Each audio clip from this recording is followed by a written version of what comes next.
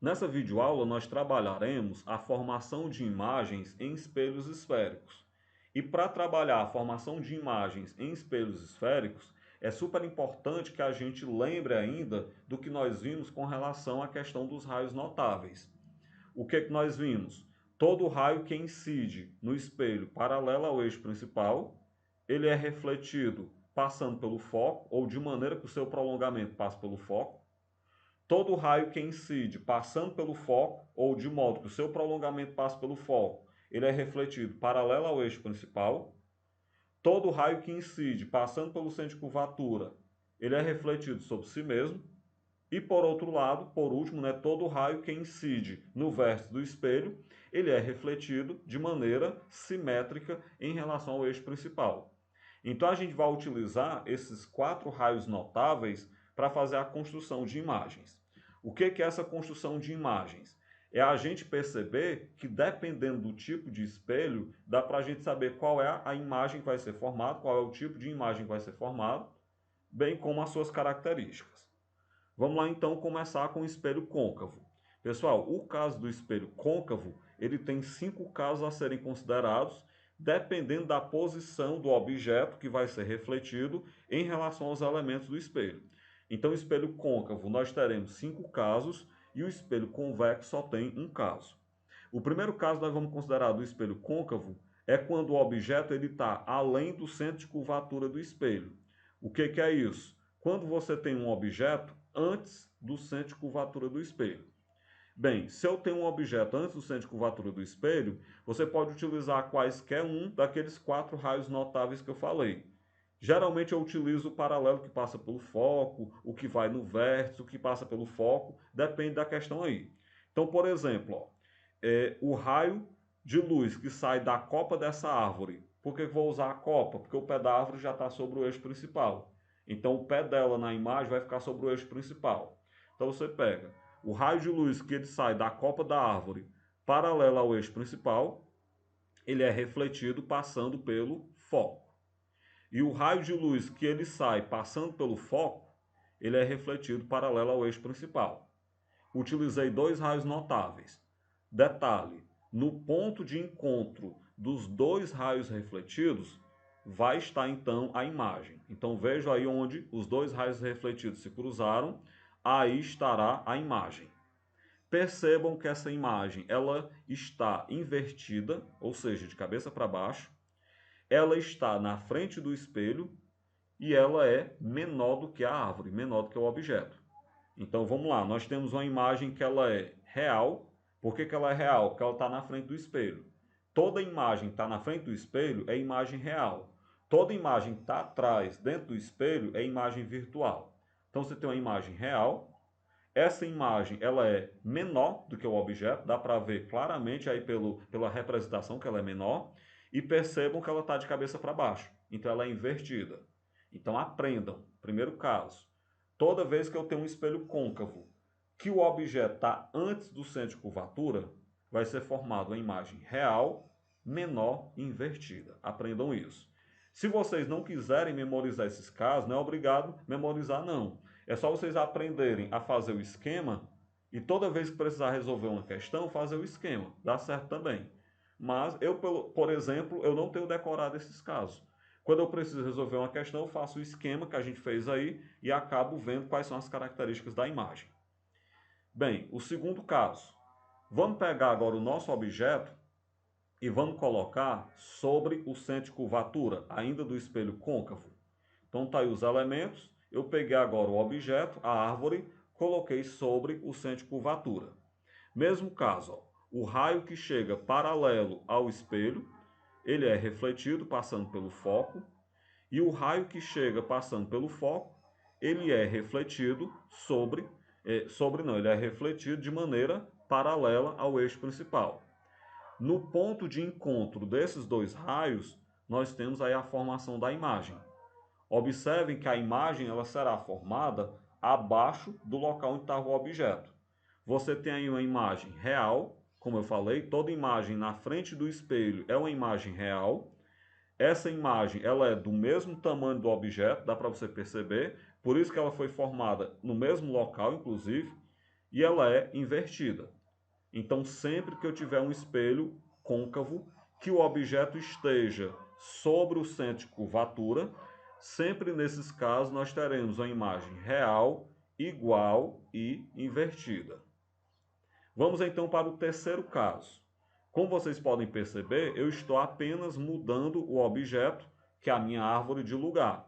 Eu coloquei antes do centro de curvatura, em cima do centro de curvatura. O terceiro caso eu vou colocar entre o centro de curvatura e o foco. Bem, do mesmo jeito, ó, o raio que chega paralelo ao eixo principal é refletido passando pelo foco. E aqui eu vou utilizar outro raio notável. O raio que passa pelo foco, ele é refletido paralelo ao eixo principal. No ponto de encontro dos dois raios refletidos, estará formada a imagem. Você percebe que ela é uma imagem real, porque ela está na frente do espelho.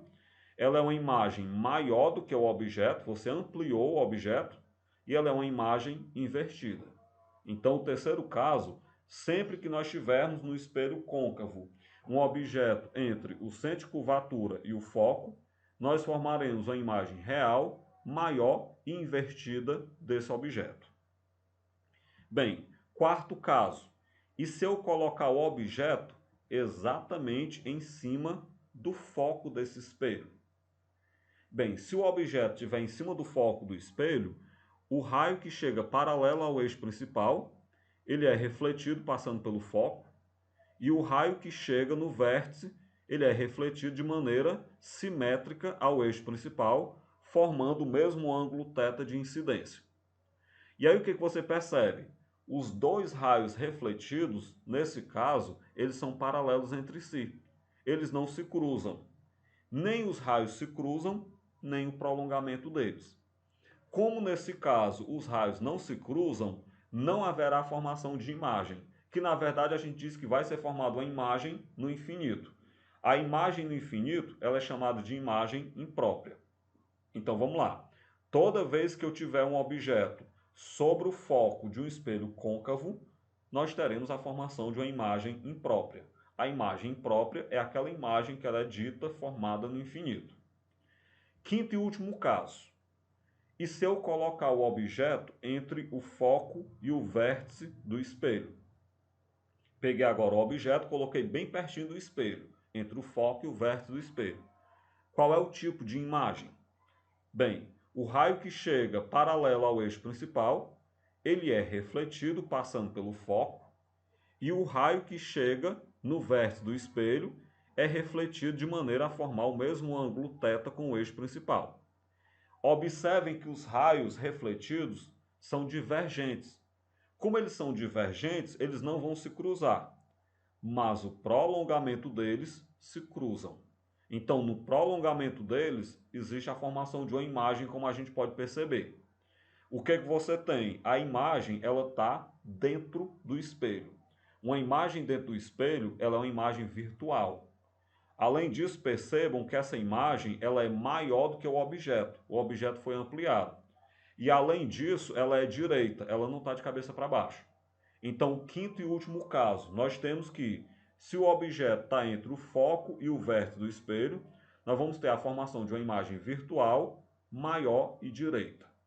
Bem, com isso a gente encerra os casos de espelho côncavo. A gente percebeu que são 5 casos. Quando nós temos a imagem antes do centro de curvatura, quando nós temos um objeto antes do centro de curvatura, nós vamos ter uma imagem real, invertida e menor. Quando o objeto está sobre o centro de curvatura, nós temos uma imagem real, invertida e do mesmo tamanho. Quando o objeto está entre o centro de curvatura e o foco, nós temos uma imagem real, invertida e maior. Então, os 3 primeiros casos são de imagens reais invertidas. Quando nós temos o objeto sobre o foco, é a imagem própria. E o único caso de imagem virtual num espelho côncavo é quando o objeto está entre o foco e o vértice do espelho, que aí nós vamos ter o caso aí de uma imagem que ela é virtual, maior e direita. E aí, claro, percebam que, além de ser o único caso de imagem virtual, no caso de espelho côncavo, é o único caso de imagem direita também. Bem, ainda falando da formação de imagens, Vamos para o único caso de espelho convexo. Só tem esse caso. O espelho convexo, a imagem a ser formada, ela não depende da localização do objeto em relação ao espelho. Até mesmo porque no espelho convexo, nós temos que o foco e o centro de curvatura, eles estão dentro do espelho. Então você pega aqui um objeto na frente do espelho convexo. Vamos lembrar que no caso de espelho convexo, eu tenho que trabalhar com prolongamento de raios, né? Então, quando você tem um raio de luz incidindo paralelo ao eixo principal, ele é refletido de modo que o seu prolongamento passe pelo foco. O raio de luz que incide de maneira que o prolongamento passe pelo centro de curvatura, ele é refletido sobre si mesmo. Como os raios refletidos são divergentes, a imagem será formada dentro do espelho no ponto de encontro dos prolongamentos. Bem, como nós temos uma imagem dentro do espelho, nós temos uma imagem virtual, tá dentro do espelho. Essa imagem ela é menor do que o objeto, dá para você comparar aí na minha representação, e ainda ela é direita. Então, sempre que nós tivermos um espelho convexo, todo espelho convexo ele irá formar imagem virtual, direita e menor. Da próxima vez que você entrar, por exemplo, em algum comércio do Cariré que tenha espelho convexo, se olhe nesse espelho, você vai perceber que você vai aparecer, você vai se ver dentro dele, então é uma imagem virtual. Você vai se enxergar pequenininho, então é uma imagem menor, e você não fica de cabeça para baixo, então é a imagem direita. Com isso, então, a gente encerra os casos de formação de imagens em espelho convexo. Bora fazer alguns exercícios para a gente treinar o que nós estudamos. Questãozinha da UVA 2006.1. Um objeto extenso ele é colocado em frente a um espelho côncavo sobre o seu centro de curvatura do mesmo. Sua imagem vai ser o quê? Direita ou invertida, real ou virtual? Se vocês não lembrarem, façam o esquema que a gente fez na explicação. Objeto sobre o centro de curvatura, o raio paralelo ao eixo principal se reflete passando pelo foco, o raio que passa pelo foco se reflete paralelo. Então você tem aqui a formação da imagem. Como você pode perceber, isso é uma imagem invertida, ela está de cabeça para baixo. E além disso, ela é uma imagem real, porque ela está na frente do espelho. E ela é igual ao objeto. Então você tem, na verdade, uma imagem invertida e real. A correta é o item C. É assim que você vai resolver as questões. Se você não lembrar dos casos, é só você fazer o esquema, o desenho, como eu acabei de fazer. É claro que você não é obrigado a desenhar uma planta, você pode desenhar uma seta, você pode, faça o desenho que você quiser. Um traço em pé, qualquer coisa vai dar certo para representar o objeto. Próximo exemplo também da UVA 2003.2. Um objeto extenso de altura 4 cm, ele está localizado sobre o centro de curvatura de um espelho côncavo. Qual o valor da ampliação da imagem desse objeto? Ou seja, a imagem é quantas vezes maior do que o objeto? Para a gente poder saber a ampliação, pelo menos nesse momento que a gente não falou ainda das equações de Gauss, há necessidade de fazer o desenho. Então você tem aqui o espelho côncavo, você vai ter um objeto de 4 centímetros de altura. Esse objeto de 4 centímetros de altura, ele vai estar sobre o centro de curvatura.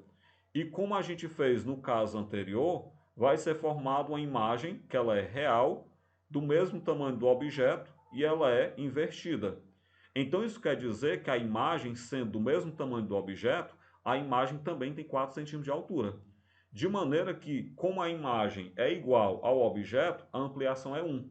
Porque o que é a ampliação? É você pegar a imagem, dividir pelo objeto. Tamanho da imagem pelo tamanho do objeto. Quando eu pegar 4 dividido para 4 vai dar 1. Portanto, então nós temos ampliação 1. Ou seja, imagem do mesmo tamanho que o objeto. Próximo exemplo da Unicamp.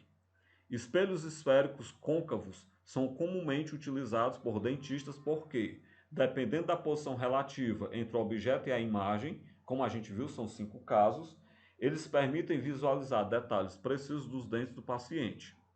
Na figura abaixo, pode-se observar esquematicamente a imagem formada por um espelho côncavo. Você tem aí o centro e o foco do espelho, o seu vértice, né? E você tem a imagem que é a seta onde está o I. Bem, fazendo uso de raios notáveis, podemos dizer que a flecha que representa o objeto, onde é que ela está? Ou seja, para a gente ter uma imagem que ela é virtual, porque ela está dentro do espelho, maior do que o objeto. Onde é que eu devo colocar o objeto? Se você lembrar dos casos, já dá para você saber que é entre o foco e o vértice do espelho. Se você não lembrar, faça os raios notáveis. Ó. Você faz os raios notáveis ao contrário. Aquele que ele é refletido passando pelo foco, aquele que incide passando pelo foco, na verdade, ele é refletido sobre si mesmo. E por outro lado, eu posso pegar aquele outro que diz que aquele que incide passando pelo centro de curvatura é refletido sobre si mesmo. Só recapitulando o que eu falei trocado. Eu vou repetir aqui só porque eu troquei. O raio que incide passando pelo foco, ele é refletido paralelo ao eixo principal.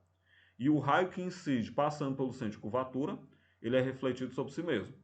No cruzamento entre os raios, exatamente aqui, vai estar o objeto. Desse modo, então, nós temos, como já era previsto, que o objeto deve se encontrar entre o foco e o vértice do espelho. E, claro, ele vai apontar na mesma direção da imagem, porque a gente viu que toda imagem virtual ela é direita. Então, o objeto e a imagem têm que apontar na mesma direção. Com isso, a gente chega ao fim dessa videoaula, onde nós trabalhamos a construção de imagens em espelhos esféricos.